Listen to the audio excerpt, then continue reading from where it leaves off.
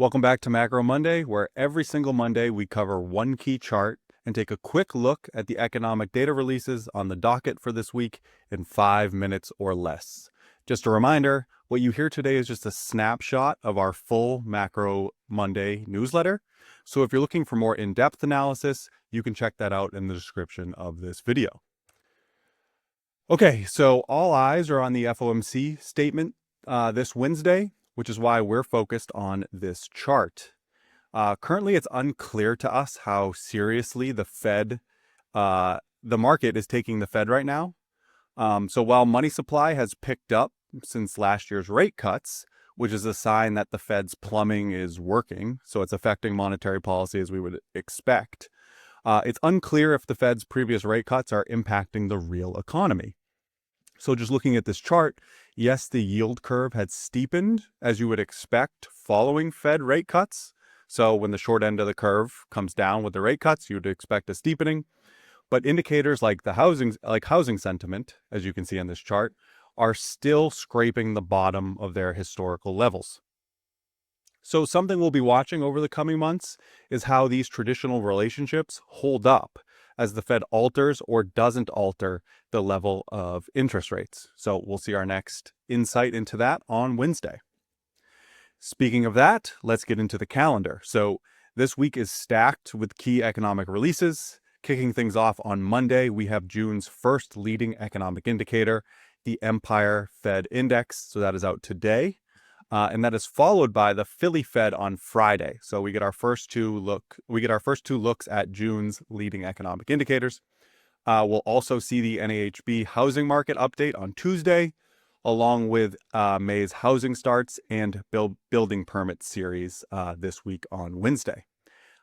In terms of housing, I wouldn't expect big moves in housing data until long-term rates have dropped meaningfully. As we mentioned before, the key event this week in the market's going to be really focused on the Fed's interest rate decision on Wednesday. Context is critical here for analyzing the policy behavior. And the consensus expectation is that no action from the Fed will be taken this week. Last I checked, it was 3% odds of a cut is priced in. Zooming out to the December 10th meeting, the market is currently priced in about 50 basis points worth of cuts. That number was 100 basis points of cuts in late April. So the amount of cuts that the market currently expects is starting to fall rapidly.